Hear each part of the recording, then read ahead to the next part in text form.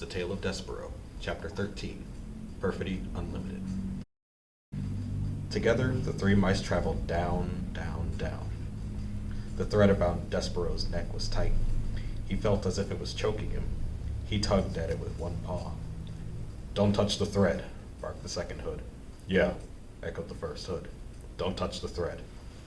They moved quickly, and whenever Despereaux slowed, one of the two hoods poked him in the shoulder and told him to keep moving. They went through holes in the wall and down golden stairs. They went past rooms with doors that were closed and doors that were flung wide. The three mice traveled across the marble floors and under heavy velvet drapes. They moved through warm patches of sunlight and dark pools of shade. This, thought Despereaux, was the world he was leaving behind, the world that he knew and loved. And somewhere in it, the Princess P was laughing and smiling and clapping her hands to music, unaware of Despereaux's fate. That he would not be able to let the princess know what had become of him seemed suddenly unbearable to the mouse.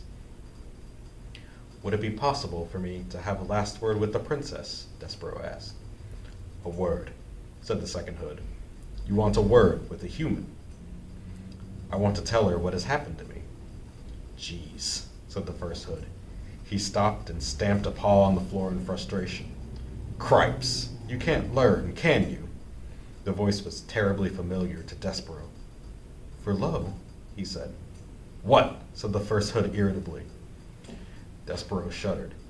His own brother was delivering him to the dungeon. His heart stopped beating and shrunk to a small, cold, disbelieving pebble. But then, just as quickly, it leapt alive again, beating with hope. "For lo," Despereaux said, and he took one of his brother's paws in his own. "Please let me go. Please, I'm your brother." Furlough rolled his eyes. He took his paw out of Despereaux's. "No," he said. "No way." "Please," said Despereaux. "No," said Furlough. "Rules are rules." Reader, do you recall the word perfidy? As our story progresses, perfidy becomes an ever more appropriate word, doesn't it?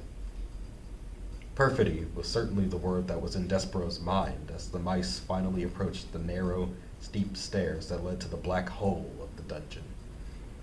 They stood, the three mice, two with hoods and one without, and contemplated the abyss before them. And then Furlough stood up on his hind legs and placed his right paw over his heart. "For the good of the castle mice," he announced to the darkness, "we deliver this day to the dungeon a mouse in need of punishment. He is, according to the laws we have established, wearing the red thread of death." "The red thread of death," repeated Despereaux in a small voice. Wearing the red thread of death was a terrible phrase, but the mouse didn't have long to consider its implications, because he was suddenly pushed from behind by the hooded mice. The push was a strong one, and it sent Despereaux flying down the stairs into the dungeon. As he tumbled, whisker over tail, through the darkness, there were only two words in his mind. One was perfidy, and the other word that he clung to was P. Perfidy, P. Perfidy, P. These were the words that pinwheeled through Despereaux's mind as his body descended into the darkness.